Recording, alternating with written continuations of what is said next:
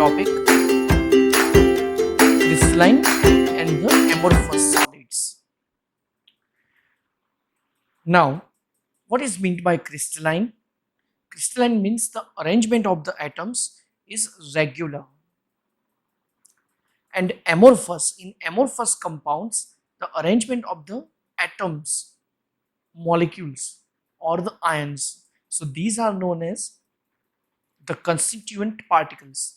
तो constituent particles की arrangement same नहीं होती है, मतलब थोड़ी अरेंजमेंट रेगुलर होती है और फिर वो इरेगुलर हो जाती है. तो मेन क्रिस्टलाइन सॉलिड्स में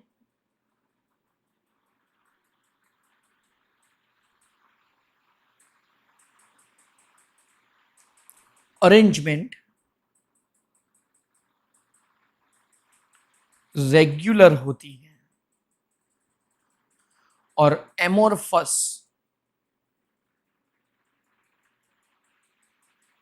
सॉलिड्स में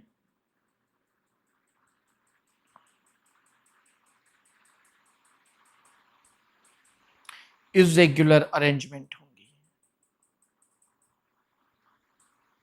ओके,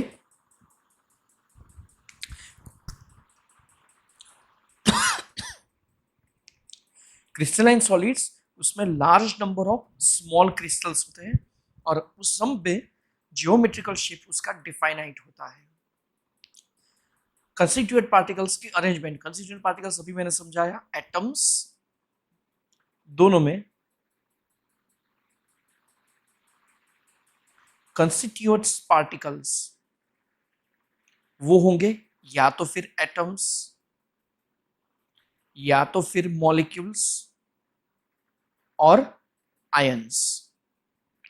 तो उनकी अरेंजमेंट सेम नहीं होती है एमोरफस सॉलिड में, और क्रिस्टलाइन में वो अरेंजमेंट सेम होगी. मतलब कुछ हद तक डिफरेंट रहती, लेकिन एक पार्ट और उसका कंटिन्यूस रिपीटेशन होता रहेगा. ओके, अब देखते हैं इसका 3 डायमेंशन स्ट्रक्चर. तो सपोज मैं एक अरेंजमेंट ले रहा हूं, तो क्रिस्टलाइन सॉलिड्स में वो अरेंजमेंट, चलो ये होगी 1 डायमेंशन अरेंजमेंट. ओके, ये है 2 डायमेंशन अरेंजमेंट.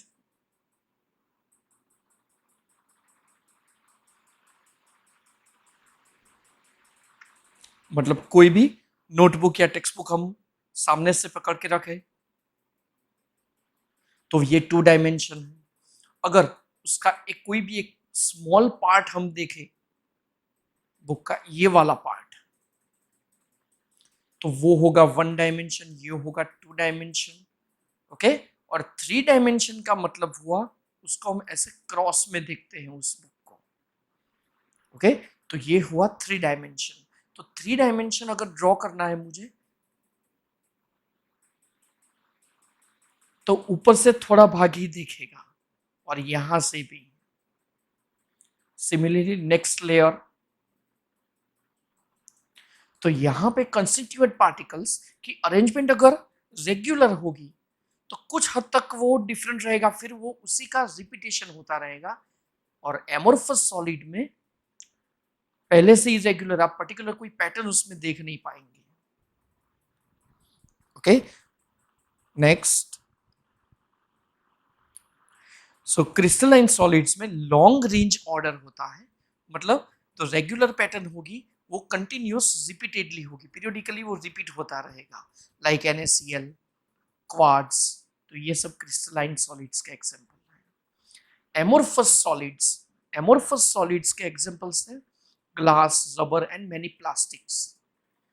और वो जनरली ऐसे कंपाउंड है कि जिसको वेन है वो लिक्विड और उसको सॉलिडिफाई किया गया है कूलिंग से. amorphous word comes from the Greek word amorphos, and amorphos means no form, no arrangement. और उसमें constituent particles की अरेंजमेंट होगी शॉर्ट रेंज, मतलब शॉर्ट रेंज तक आपको सेम रहेगा, फिर वो डिफरेंट होता रहेगा. तो ये हम इससे देख पाएंगे. ये है क्रिस्टलाइन. ओके, और ये है एमोरफस. देखो यहाँ पे ये एक पर्टिकुलर पैटर्न यहाँ पे जो दी है उसका कंटिन्यूअस रिपीटेशन हमें दिख रहा है। इसी का फिर देखो ये रिपीटेशन नीचे भी रिपीट कंटिन्यूअस सेम पैटर्न हो रही है, मतलब वो क्रिस्टलाइन। सेकेंड इज एमोरफस, तो उसमें कोई पर्टिकुलर पैटर्न आपको दिखेगी ही नहीं। अब इसी रीजन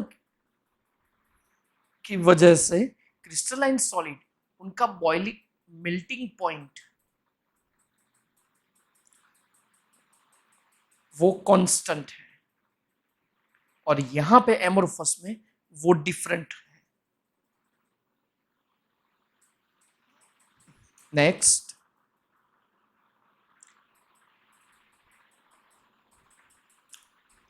क्रिस्टलाइन सॉलिड जनरली तो उसमें कैरेक्टरिस्टिक्स टेम्परेचर पे ही वो मेल्ट होते हैं, और एमोरफस सॉलिड वो पहले उसको जब भी हम मेल्ट करें तो पहले वो सॉफ्ट होंगे उसके बाद मेल्ट होंगे, okay, and then they start flowing over a range of temperature and they can be molded and the blown into the various shapes. Amorphous solids have same structural features as liquids, conveniently regarded as the extremely viscous liquid उसको हम बोलते हैं. So they may have the crystalline at some temperature पे वो crystalline होते रहेंगे like glass. अगर glass को हमने धीरे धीरे ग्लास के लिक्विड को हमने अगर धीरे धीरे सॉलिड में कन्वर्ट किया तो फिर वो क्रिस्टलाइन बनेगा, और उसको डायरेक्टली नेगेटिव टेम्परेचर वाले फ्रीजर में रख देंगे तो वो बहुत फास्ट अरेंजमेंट, और जैसे जैसे वो अरेंजमेंट होते रहेंगे तब वो एमोरफस मिल जाएगा। Okay students, now next, amorphous solids को हम बोलेंगे आइसोट्रॉपिक।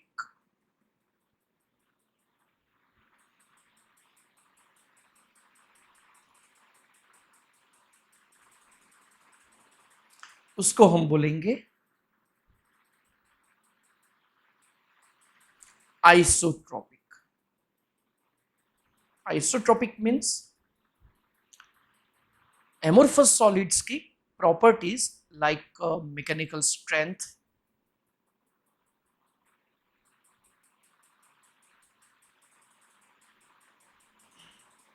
नेक्स्ट रिफ्रैक्टिव इंडेक्स,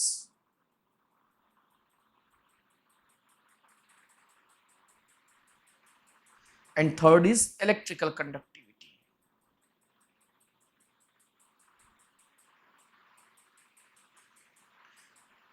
तो ये तीनों कैरेक्टरिस्टिक्स वो हर एक डायरेक्शन में सेम रहेगी। देख लो ये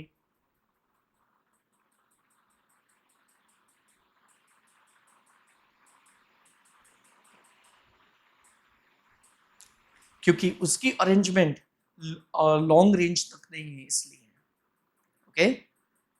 यहां पे ये जो दिया है ये फिगर दी है, it is for crystalline solids. Crystalline solids में अगर एक डायरेक्शन से देखें तो देखो हमें अरेंजमेंट सेम रेगुलर मिलती है, लेकिन उसी चीज को अगर हम क्रॉस में देखें तो देखो अरेंजमेंट चेंज हो गई। इस वजह से crystalline solids are known as anisotropic.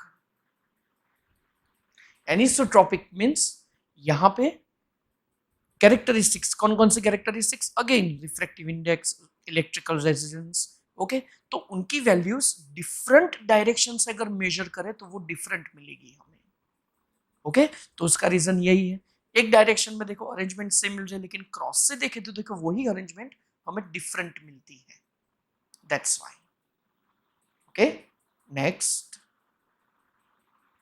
next we are taking the distinction between crystalline and amorphous solids.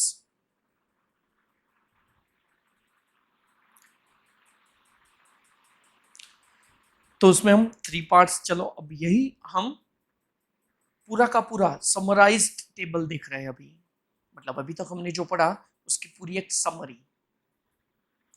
First is shape. Crystalline solid का शेप डिफाइनाइट कैरेक्टरिस्टिक होगा, लेकिन एमोरफस में वही होगा इरेग्युलर शेप।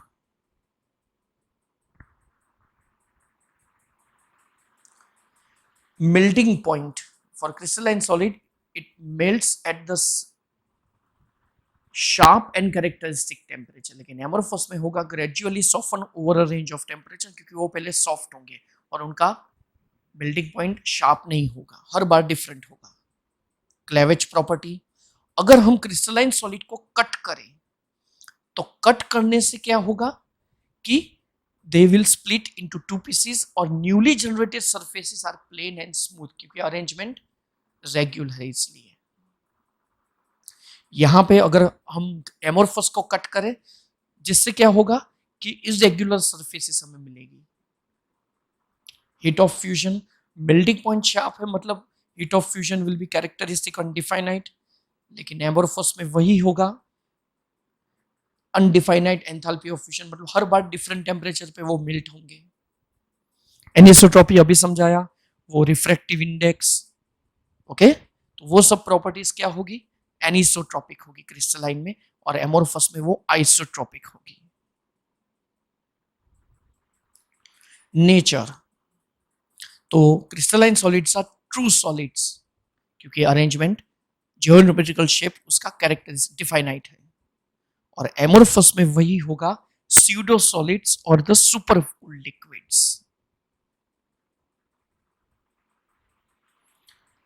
नेक्स्ट लेते हैं हम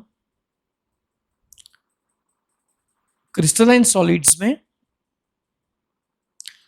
property order in the arrangement of constituent particles, वो होगी लॉन्ग रेंज, मतलब लॉन्ग रेंज तक हमें सेम कैरेक्टरिस्टिकल जियोमेट्रिकल शेप मिलेगा, या और एमोरफस में शॉर्ट रेंज तक ही फिर वो चेंज होता रहेगा।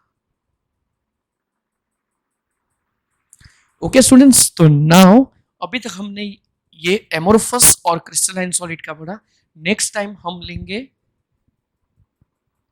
लेटाइस पॉइंट, मतलब जो पूरे चैप्टर में जो सॉलिड्स के दो पार्ट मिले, फर्स्ट हमें crystalline and second is amorphous.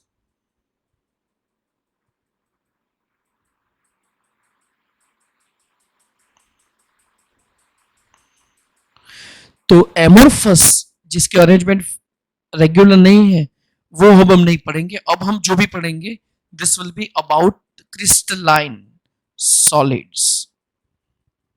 Okay students, then goodbye for today.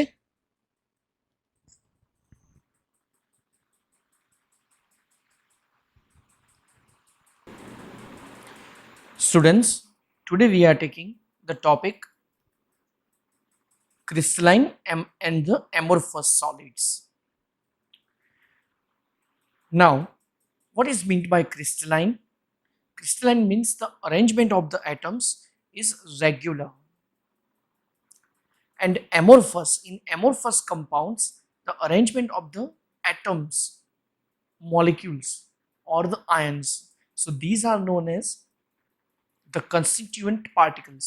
तो constituent particles की अरेंजमेंट सेम नहीं होती है, मतलब थोड़ी अरेंजमेंट रेगुलर होती है और फिर वो इरेगुलर हो जाती है। तो मेन क्रिस्टलाइन सॉलिड्स में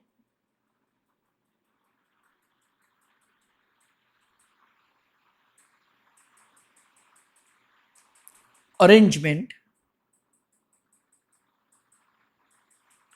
रेगुलर होती है, और एमोरफस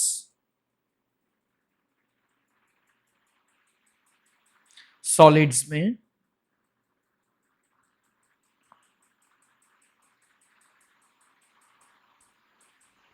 इरेगुलर अरेंजमेंट होंगी। ओके,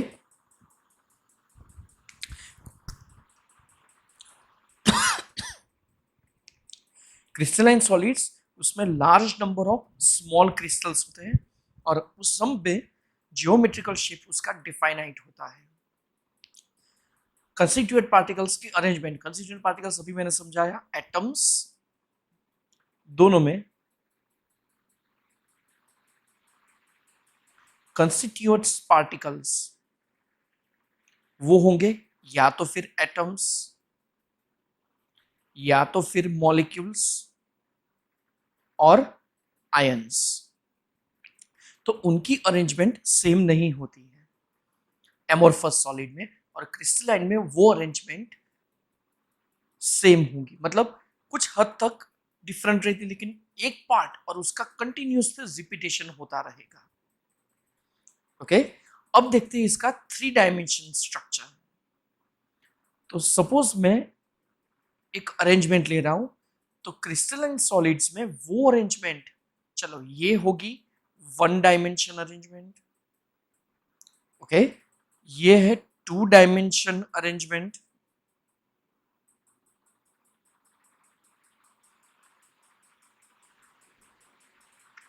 मतलब कोई भी नोटबुक या टेक्स्ट बुक हम सामने से पकड़ के रखें तो ये 2 डायमेंशन है। अगर उसका एक कोई भी एक स्मॉल पार्ट हम देखें बुक का, ये वाला पार्ट, तो वो होगा 1 डायमेंशन, ये होगा 2 डायमेंशन। ओके, और 3 डायमेंशन का मतलब हुआ उसको हम ऐसे क्रॉस में देखते हैं उस बुक को। ओके, तो ये हुआ 3 डायमेंशन। तो 3 डायमेंशन अगर ड्रॉ करना है मुझे, तो ऊपर से थोड़ा भाग ही दिखेगा और यहां से भी। सिमिलरली नेक्स्ट लेयर, तो यहां पे कंस्टिट्यूएंट पार्टिकल्स की अरेंजमेंट अगर रेगुलर होगी तो कुछ हद तक वो डिफरेंट रहेगा, फिर वो उसी का रिपीटेशन होता रहेगा। और एमोर्फस सॉलिड में पहले से ही रेगुलर, आप पर्टिकुलर कोई पैटर्न उसमें देख नहीं पाएंगे। Okay, next, so crystalline solids में लॉन्ग रेंज ऑर्डर होता है, मतलब तो रेगुलर पैटर्न होगी, वो कंटिन्यूस रिपीटेडली होगी, पीरियोडिकली वो रिपीट होता रहेगा, लाइक NaCl, क्वार्ट्ज। तो ये सब क्रिस्टलाइन सॉलिड्स के एग्जांपल हैं। एमोर्फस सॉलिड्स के एग्जांपल्स हैं glass, rubber and many plastics. और वो जनरली ऐसे ऐसे कंपाउंड है कि जिसको वेन है वो लिक्विड और उसको सॉलिडिफाई किया गया है कूलिंग से। Amorphous word comes from the Greek word amorphos, and amorphos means no form, no arrangement. और उसमें कंस्टिट्यूएंट पार्टिकल्स की अरेंजमेंट होगी शॉर्ट रेंज, मतलब शॉर्ट रेंज तक आपको सेम रहेगा, फिर वो डिफरेंट होता रहेगा। तो ये हम इससे देख पाएंगे, ये है क्रिस्टलाइन। ओके, और ये है एमोर्फस। देखो यहाँ पे ये एक पर्टिकुलर पैटर्न यहाँ पे जो दी है उसका कंटिन्यूअस रिपीटेशन हमें दिख रहा है। इसी का फिर देखो ये रिपीटेशन नीचे भी रिपीट, कंटिन्यूअस सेम पैटर्न हो रही है, मतलब वो क्रिस्टलाइन। सेकेंड इज एमोर्फस, तो उसमें कोई पर्टिकुलर पैटर्न आपको दिखेगी ही नहीं। अब इसी रीजन की वजह से क्रिस्टलाइन सॉलिड, उनका बॉइलिंग मेल्टिंग पॉइंट वो कांस्टेंट है, और यहां पे एमोर्फस में वो डिफरेंट है। नेक्स्ट,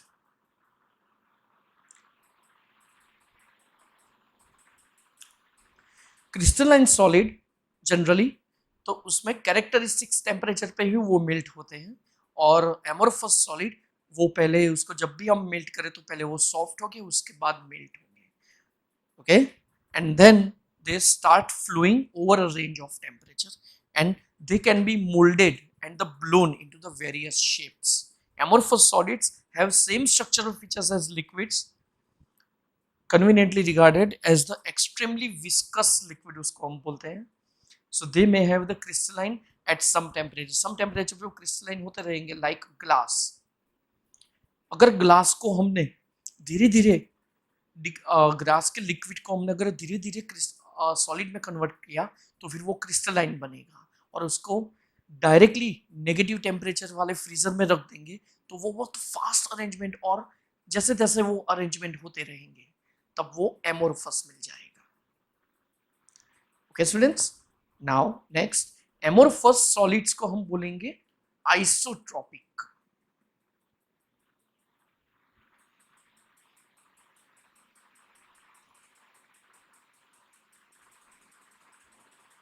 उसको हम बोलेंगे isotropic. Isotropic means amorphous solids की properties like mechanical strength,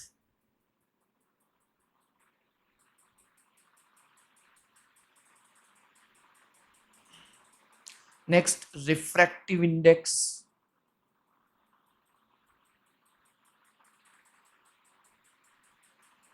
and third is electrical conductivity.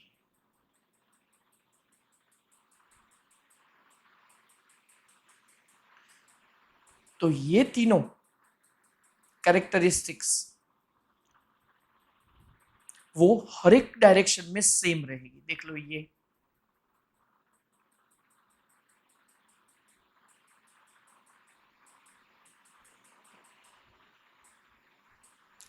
क्योंकि उसकी अरेंजमेंट लॉन्ग रेंज तक नहीं है इसलिए। ओके, यहां पे ये जो दिया है, ये फिगर दी है, it is for crystalline solids. Crystalline solids में अगर एक डायरेक्शन से देखें तो देखो हमें अरेंजमेंट सेम रेगुलर मिलती है, लेकिन उसी चीज को अगर हम क्रॉस में देखें तो देखो अरेंजमेंट चेंज हो गई। इस वजह से crystalline solids are known as anisotropic. Anisotropic means यहां पे कैरेक्टरिस्टिक्स, कौन कौन से characteristics, again refractive index, electrical resistance, okay, तो उनकी वैल्यूज डिफरेंट डायरेक्शन से अगर मेजर करें तो वो डिफरेंट मिलेगी हमें। ओके, तो उसका रीजन यही है, एक डायरेक्शन में देखो अरेंजमेंट सेम मिल जाए, लेकिन क्रॉस से देखे तो देखो वही अरेंजमेंट हमें डिफरेंट मिलती है। That's why. Okay, next we are taking the distinction between crystalline and amorphous solids.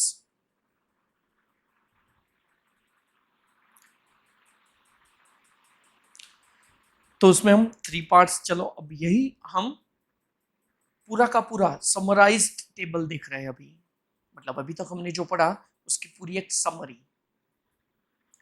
First is shape. Crystalline solid का शेप डिफाइनाइट कैरेक्टरिस्टिक होगा, लेकिन एमोरफस में वही होगा इरेगुलर शेप।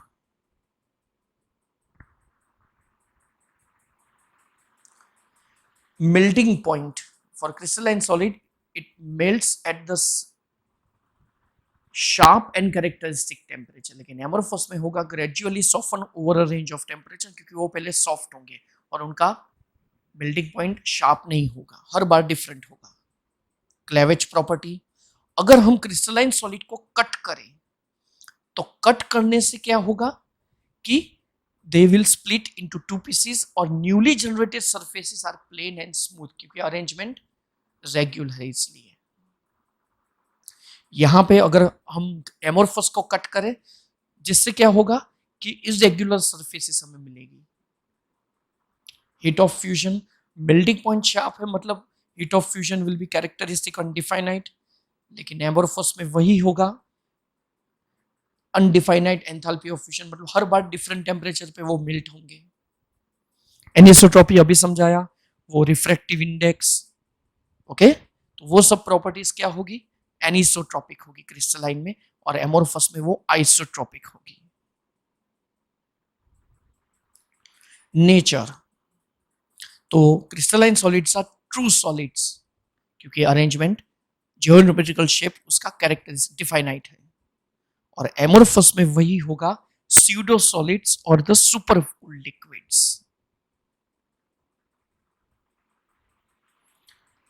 नेक्स्ट लेते हैं हम क्रिस्टलाइन सॉलिड्स में property order in the arrangement of constituent particles, वो होगी लॉन्ग रेंज, मतलब लॉन्ग रेंज तक हमें सेम कैरेक्टरिस्टिकल जियोमेट्रिकल शेप मिलेगा, या और एमोरफस में शॉर्ट रेंज तक ही, फिर वो चेंज होता रहेगा। ओके स्टूडेंट्स, तो नाउ अभी तक हमने ये एमोरफस और क्रिस्टलाइन सॉलिड का पढ़ा। नेक्स्ट टाइम हम लेंगे लेटाइस पॉइंट, मतलब जो पूरे चैप्टर में जो सॉलिड्स के दो पार्ट मिले, फर्स्ट हमें crystalline and second is amorphous.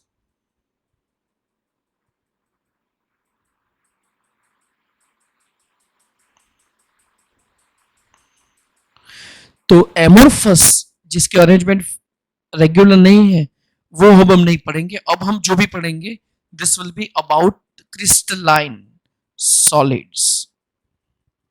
Okay students, then goodbye for today.